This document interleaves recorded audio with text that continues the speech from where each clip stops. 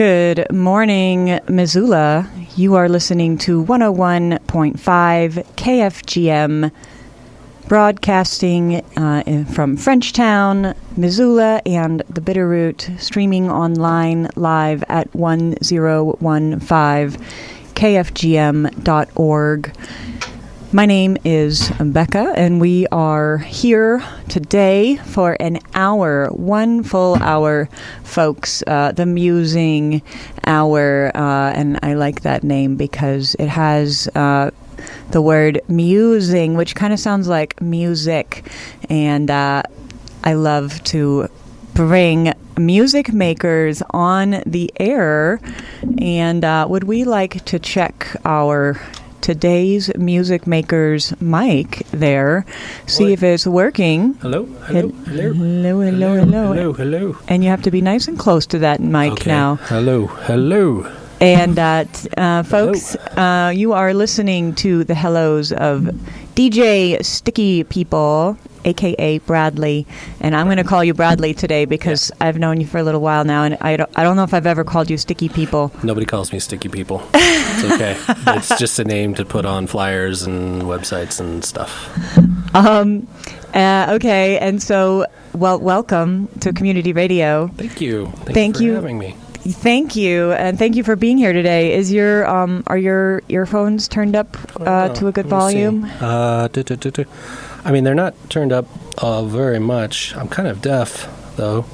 Yeah. I always turn mine way down. Yeah, I'm not really getting. Oh, I think whatever you just did was doing something. Is that helping? No. Just crank it and see what happens. Okay. That's not doing nothing. Cranked? No, you're not getting any difference. I don't think so. Let me check the attachment. Oh, it is not fully plugged. Oh, it was not plugged in. Oh, all right, I'm gonna take it headphones. off. Are there other headphones over there somewhere? Maybe under there's secret ones that are hiding. Try those secret ones on. Okay. I'm gonna turn them down. All right. And we just. Oh wow, you were really loud in these ones. Okay, cool. Go ahead, try them on now. All right. Hello. Yes. All right. I can hear both of us now. Oh, perfect. Now that we've both got the right functioning headphones on. Bradley, thank you so much for being here today. I ran into you at the Wilco concert, and we used to work together doing stage crew, and you are still doing stage crew, which I'm kind of jealous. Miss it a little. I took a break for a few years, and now I'm back this year, and I love it. So I was sad that you weren't there. I know. Yeah. Well, I didn't know that, but I am sad myself to not be doing that same work these days. But it's okay. Life leads in other directions. That's all right. Maybe for me, it was like I had to go make some more money, and now I'm kind of like at a different point where I'm switching gears, and going back to stagehand work just seemed right. But the thing, though, is like a lot of the crew has changed. Like, you're not there, and you're like one of my favorite people on the crew. Oh, thank you. And we had a lot of fun. We did. Yeah, you're one of my faves too. Yeah. There's like a couple people that are still working that crew, and I love those people, and I really just stick with them. It's like every day, the tour comes in and they want you, and they tell you like, oh, you go with lighting or whatever, and I usually just stick with the old people that like I'm really such a bad stagehand. I just jump from crew to crew. I'm like, oh yeah, there's that guy or that guy that I like better than everybody else, so I'm just gonna go over there. I think that was frequent that there was crossover like that you'd be assigned to one crew, but then you'd end up doing some stuff for another crew, or like picking some stuff up here and there. Yeah, there's a lot of standing around with your hands in your pockets, and I know they tell you to just hurry up and wait and stick with your particular lead, but I don't know. I'm too old. Oh, you're making me miss stage crew even more. You'll come back one of these days. One of these days. I don't know if I'd say you're a lifer yet, but you could get there. It could happen. I suppose. But anyway, so we ran into each other at the concert, and I said that if you ever want to come on the air and mix live, that you're more than welcome. And to my greatest surprise and pleasure, you said pretty quickly after that, I've been thinking about it and I want to give this a try. So I'm so happy to have you in here today. I know you're starting a new job, right? Like tomorrow or something? I don't know. I work I work in the Carpenters Union, and there's a job that's happening, and I may or may not be getting onto that. And I'm at the same time also trying to start my own little business. So it's kind of like everything. When I said everything is like kind of shifting and changing, like my life is like really kind of in flux right now, which is cool because it gives me time to do this and other fun things. If I had my guitar here, I'd play a song for you because I figured you were going to bring your guitar. No, because you're playing. So I want to give the spotlight is on you today. So, DJ Sticky People, AKA Bradley. But before you play anything, do you want to talk about your background at all? Do you want to say anything about your business, or I'm not really here to talk about the business, really. But the Sticky People is kind of a thing that I've been doing for a long time, and it's like it's also been kind of shifting and changing. And I've been doing a lot more stuff in the last couple years, which I was trying to think of like stuff to talk about on your show, which that was like kind of terrifying to me because like it seems like on the episodes of your show that I've listened to, you usually have some, I don't want to say usually because I've really listened to like probably fewer than 10 full episodes, but it seemed like the tone of the show is like very earnest and sincere with like people who are doing like good projects for the community and tackling like somewhat serious subjects, and like I am just kind of a snarky punk that like I'm like, I'm gonna hide behind a mountain of gadgets and make noise and jokes and whatever. So when I was thinking about like what to talk about, if there was anything that I could talk about, was like kind of the last couple years doing Sticky People stuff, like there's been this. I came to Missoula 10 years ago, and it was kind of hard to find like a music scene that I necessarily like fit into, Mm-hmm. Like there's like all these like sub scenes in this town. And it's like the first, one of the first ones that I kind of stepped into was like I was playing drums in a country band, and we did like this festival, Dead Grass Festival, which is like it's a very folk-oriented festival out in Frenchtown. There really is like only musicians even go there. They don't really advertise it. I feel like I've heard of it. I've never been. Yeah, it was super fun. But me being a drummer at a folk festival was kind of like it was odd in that like I didn't really feel like that was my spot, and then I kind of, I was like playing in some bar bands and stuff. And the first person here in Missoula to like book me as Sticky People was John August. His DJ here around town. And he was doing this open decks thing in the VFW. And so, everybody comes in and like DJs, their set for like an hour or half hour or whatever it was, and I brought this like pile of gadgets, and it was a mess. But like over the course of years, I've kind of gotten to know people who a Starlight Reunion, for one, like they've been huge in in like helping me to feel more kind of at home in awesome in this scene. Like that stage that I had you come play at Forest Creatures a few years ago. That was like the first time that I'd done anything with them, and I didn't really know them. I love that you invited me out to that, by the way, and I had a great time just being there. But talk about feeling out of your element. Yeah. Also as an acoustic artist at a DJ festival. But I was still so happy to be there. And I want to give a big shout out to Starlight Reunion for organizing things like that and for the cool shows and things that they do around town. Yeah, they're great. It's super friendly to like kind of get in touch with, and and like went at that festival. It's like I didn't really know them at all, and I was like, I think I want to build a stage and bring it out.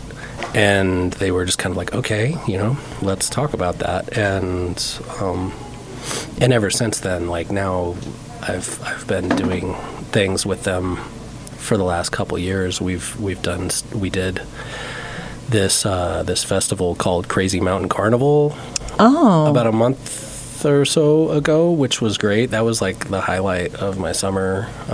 We did like a New Year's Eve thing at what's that place over on, I think it's on Ronan, the Legion Hall. So that, them and like there's various other people around town that I've been kind of doing things with that that feel more of my speed, like not necessarily banging down doors of like venue owners in town and being like, hey, let me play on your stage. Pretty please. Yeah. Oh, man. It's just kind of like, hey, we're going to bring like a whole show, sound, everything, artists, musicians, and the couple places that we've done it with, it's just kind of negotiating with a venue owner about like having the room, just doing like a 4-wall thing. So, do you have anything coming up that people can put in their calendars for DJ Sticky People in Missoula? Live. I think you're calling it DJ Sticky People, and like, should I not call it DJ? I don't. It's funny because like I was talking with I was at a noise show at Dry Fest in Billings a couple weeks ago, and I was talking with this guy who was like a noise musician, and he does like this harsh noise, but he has a beat going. It's like a very industrial beat. He's like, his stuff is like very like 80s goth influenced, but he's billed as a noise musician, and he was going on this rant about like, noise purists say like if you have a beat that is steady, it cannot be noise, and it's funny that like people that do versions of this, whether it's like noise or it's DJing or it's playing music as a musician or it's producing music, like people get very attached to the label. And like a long time ago, because I did used to DJ like tracks, like just play tracks, and then at some point I grew very averse to that. I was like, no, I'm not a DJ, I'm a producer, and whatever. And it's all silly. So wait, so you do you refer to yourself as a noise artist or noise? What do you? I don't know. Well, I mean, it kind of depends on. I haven't heard what you play yet, so. Yeah, and I kind of figured I would do like a couple different things, because like sometimes I'll play shows where it is like a noise oriented thing. Like I do stuff with Justin Rainbow Gorilla. He's this video artist in town who's been doing stuff to kind of promote a noise scene. He was in like York Stalker and what was it, Power Plant.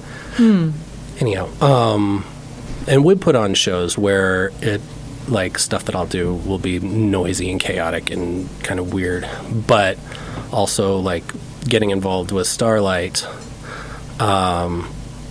It really inspired me to try to put together like a cohesive dance set where like I'm playing stuff that people would dance to for an hour straight, mixed, like a DJ would, but trying to do it with gadgetry and a piano and stuff.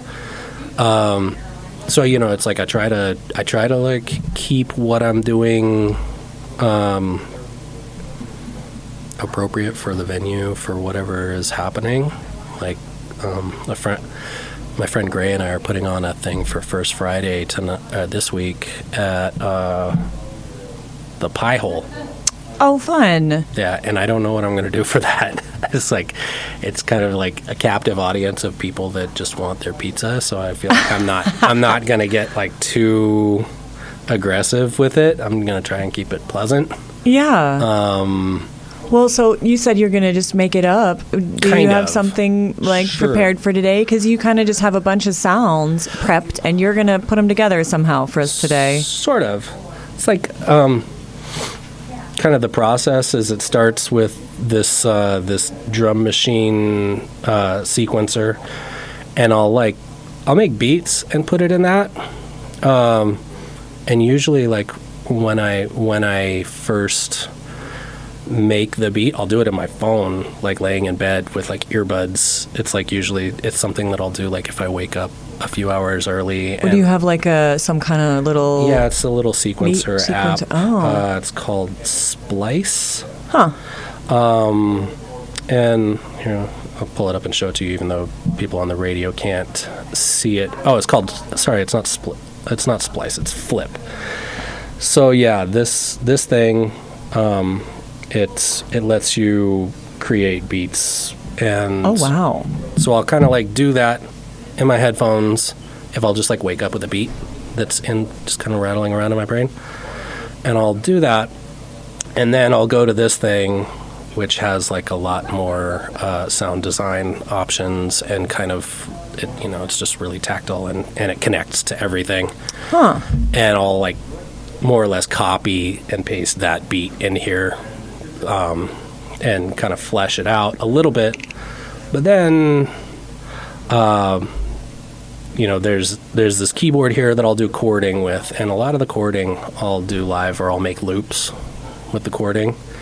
And then I'll use this to control a synthesizer here that will do bass or leads or whatever.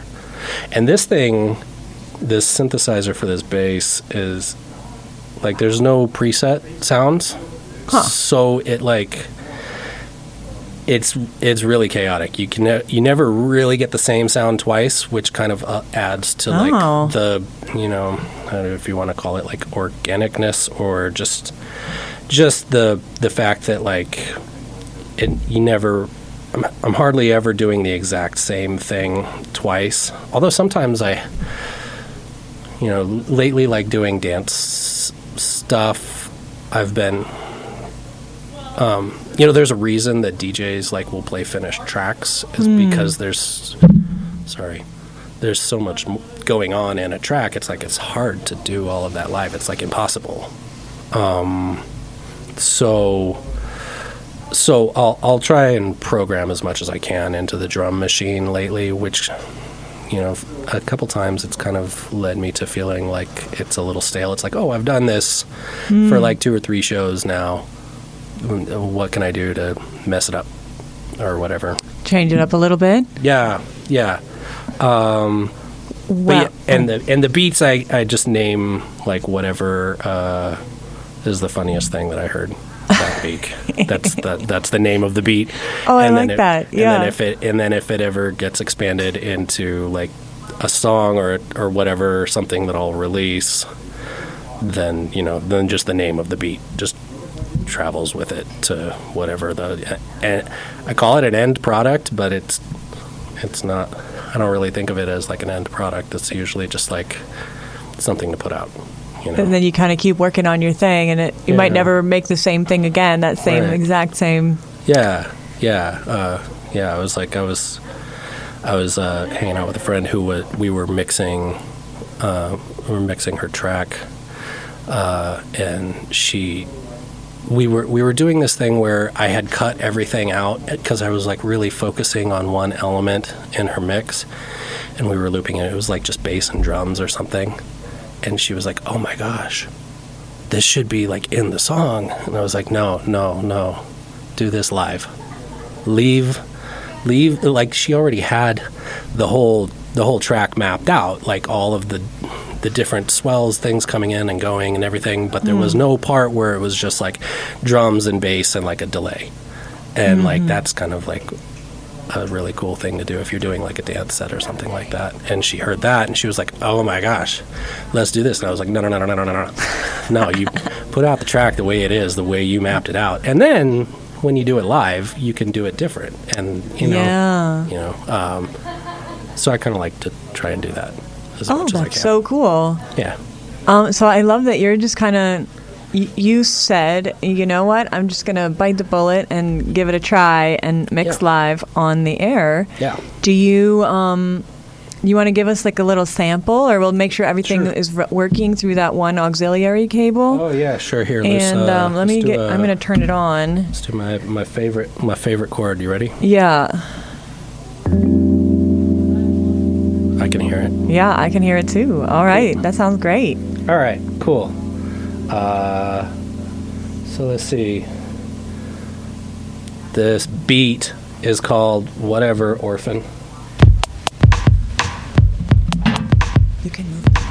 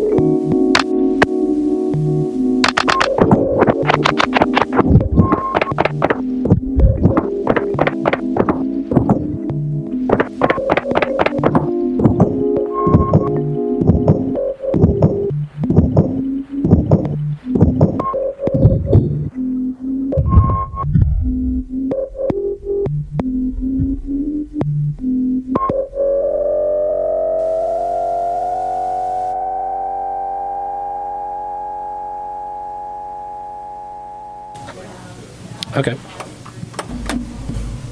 Wow. Folks, you have been listening to Sticky People, a.k.a. my guest today, Bradley, mixing live. All of that was just improvised by you just now. How do you feel? Good. I feel like that went just as planned. It was perfect. Oh, it couldn't have been better than that. Just like in awe of you. First of all, you were so in the zone. I got a video and you didn't look up a single time. You were just like so absorbed. There's a lot of crap to pay attention to down there. So. I just love, I love watching you do that. That was so cool. Just kind of, and I know you said you're just like pressing buttons or whatever like that, but you're doing so much more than just pressing buttons. First of all, you're pressing them right at the exact right moment. Well, thank you. Yeah. And also, you got some keys there. You're playing chords. And then will you please explain to me what this red blinking light thing is? It makes me feel like I'm on another planet. This is a Chaos Pad. This is like a multi-effects unit, and it is affecting my drum channel. So if so the drum channel basically is this thing. I can do some live drum playing with this, right? So that plus this, which plays, beats that I pre-record, right? Those are both going into this thing, and it has like a bunch of different effects. So say if I have it on this like stutter loop thing. Yeah. So it can do that. It can do like this like bit crushing thing. There's like a whole bunch of different effects, and you pick like your 8 favorite and throw them up here on these buttons, and just be like, okay, for quick access. Wow. You're just putting your finger on the screen and moving it around, and that's changing the sound. Yeah. And a trick that I like to do with it is I'll take this is the headphone output here, and I'll run that through through this delay unit with an EQ built in. Oh. And then I'll mix that in, and it kind of introduces a feedback loop. So it's like,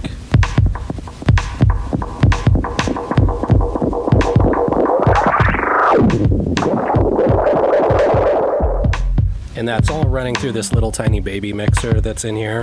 Wow. And then all of that goes into this channel, the first channel on the bigger mixer. Okay. So that's like kind of the breakdown of that particular channel's chain.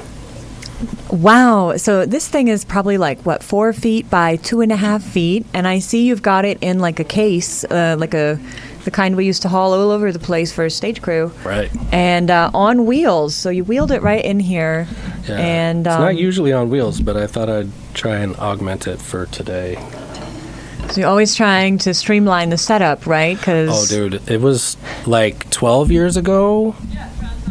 I thought I was going to try and do this kind of thing with a drum set involved. It was stupid. It was so dumb. And I didn't have like all of this outboard gear here. I was doing a lot of it on a computer with Ableton, but I had like, some controllers and stuff.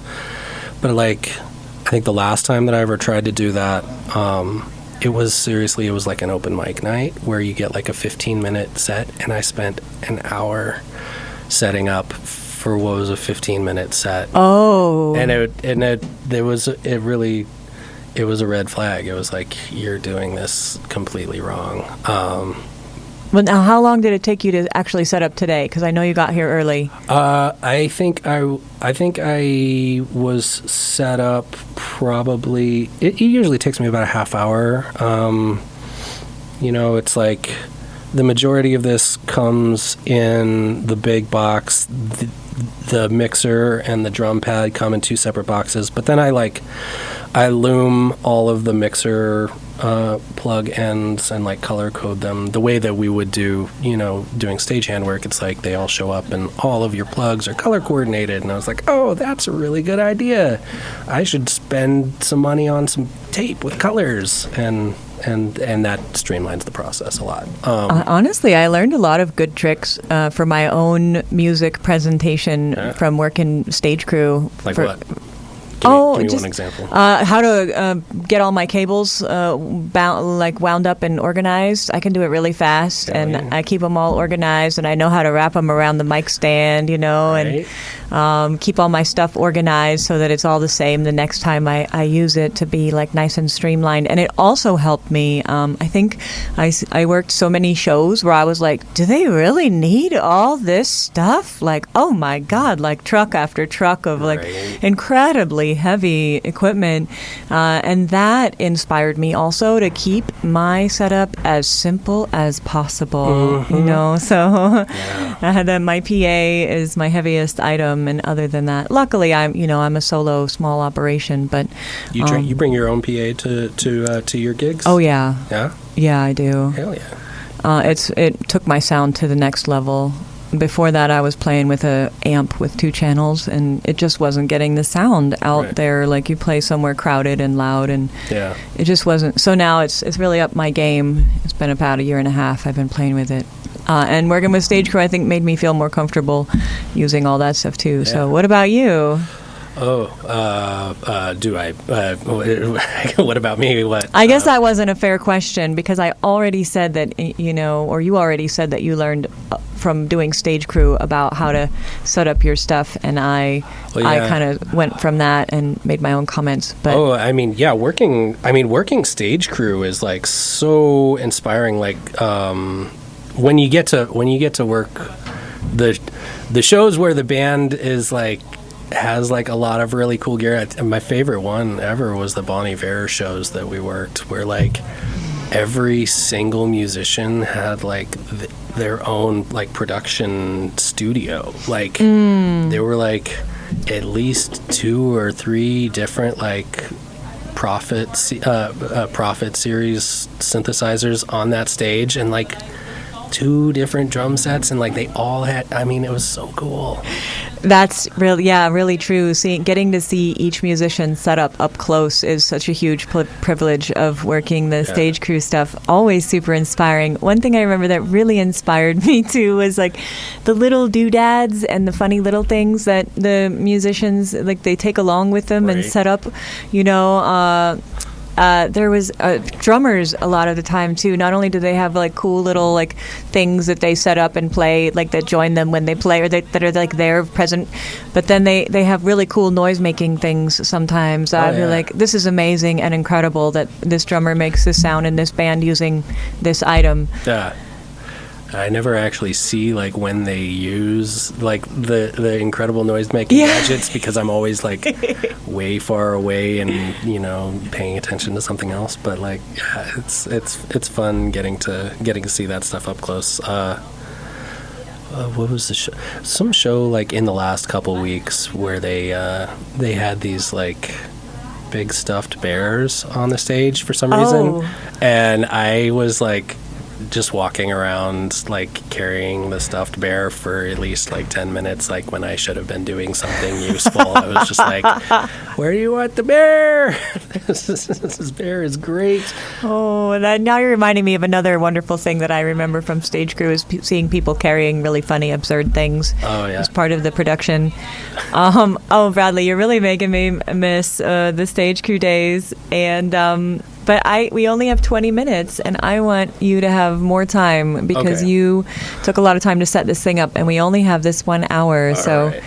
Would you like to maybe do like another 10 or 15 minutes in that time range? Sure. And then Sure. And then we already have to wrap up. I used to do a 2-hour show, but it's just an hour these days. And all right, let's see. Well, I could easily give you 2 hours. All right, we're gonna do that. This is one that I've the beat is called Coulda Dun 9/11, and anyhow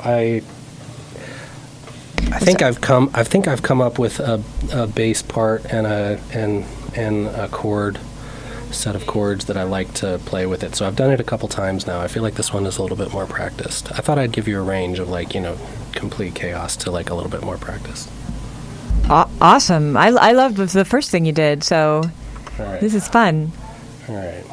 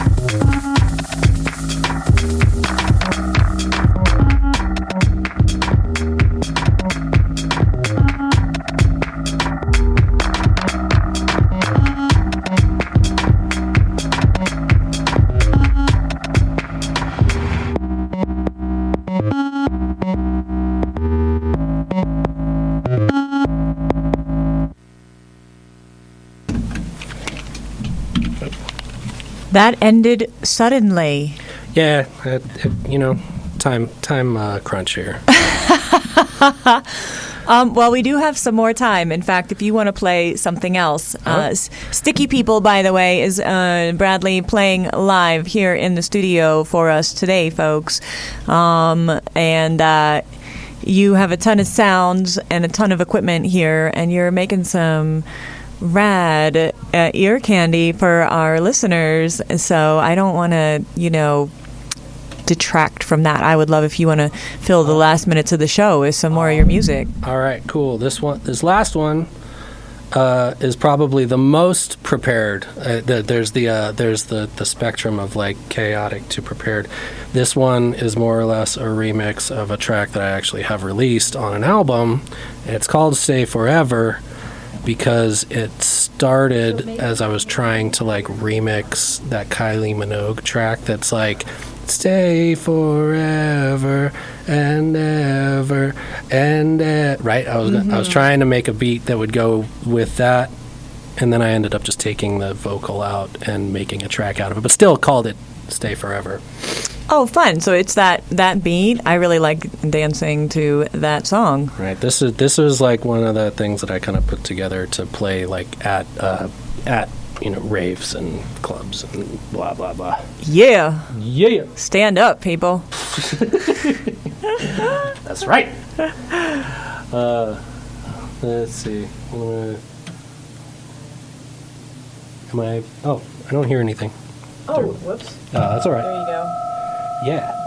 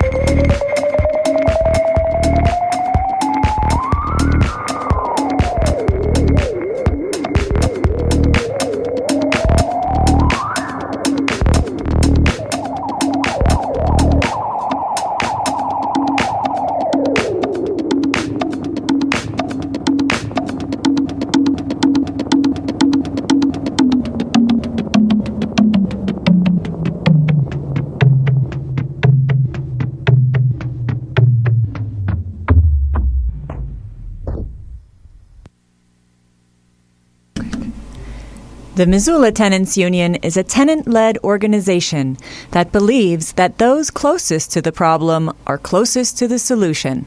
They organize buildings, fight for tenants' rights in local and state legislation, and work to flip the power dynamic between landlords and tenants in Missoula. If you want to get involved or want help organizing your building, you can find them on Instagram or email them at missoulatenantsunion@gmail.com. Sticky people! You are rocking the studio here at KFGM. I don't even know where to begin. I love what you're playing. Thank you. Thank you. Thank you. I'm glad you're enjoying it. Very much so. I'm so impressed. I love watching you press all the buttons and do everything like just perfectly, just in time. It's so cool. Yeah, the setup it lends itself to like gearheads definitely coming and checking out everything, and that's cool. Like I love that. Like usually if I'm playing if I'm in charge of the sound at a show, I'll just put myself like where the sound guy usually is, so that I'm just like right in the middle, and then people can like walk up and see everything that I'm doing. People they really get a kick out of that. So. Oh yeah, I mean it is a special treat for our Missoula listeners to hear you mixing live, but I get the icing on the cake sitting here in the studio because I get to see you making the sound, and it's just so freaking cool. Thank you. We only have a couple minutes left of the show today. Actually, I have 3 minutes.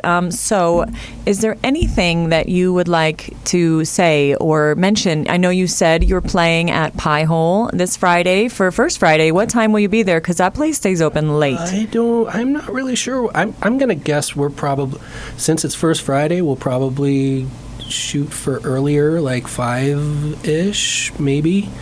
I'm also playing next Friday in Helena. Starlight Reunion's doing a takeover of Jester's Bar.